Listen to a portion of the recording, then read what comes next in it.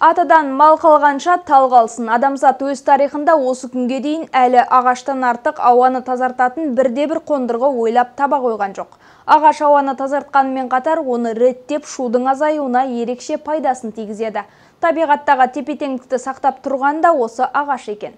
Осы ретте Сырдария филиалы арыс орманшылығының тұқымбағы қала мен ауылдарды көгалдандыру мақсатында тынымсыз еңбек етіп келеді.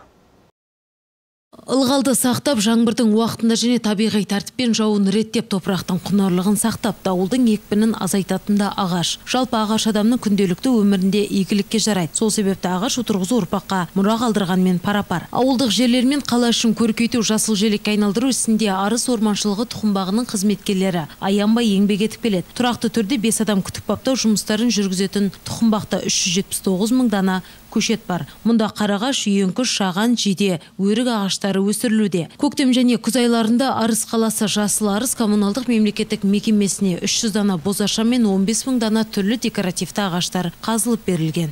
Сырдария филиалы Арыс орманшылығы 5 гектар тұқымбақ, жер көлемі 5 гектар. Бұл жерде жылда жоспарға сай, планға сай егіліп атқан дән, ағаш бұта дәндері бар.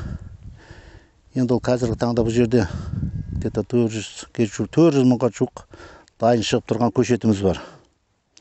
Ол енді өткенде бұдан бір 10 күн бұрын Арыс қаласына Жасыл Арыс сол мекемеге 15 мың әртүрлі көшеттерден қазып берілді.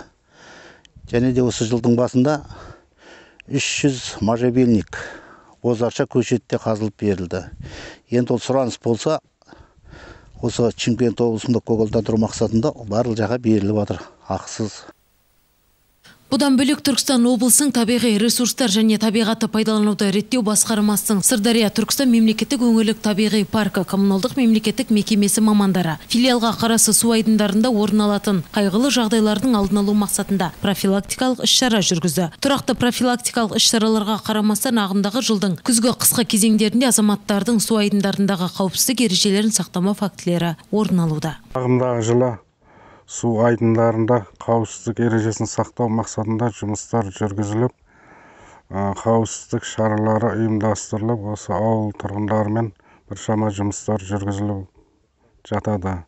Қайғылы оқиға болмау барысында біраз түсіндірме жұмыстары айтылып.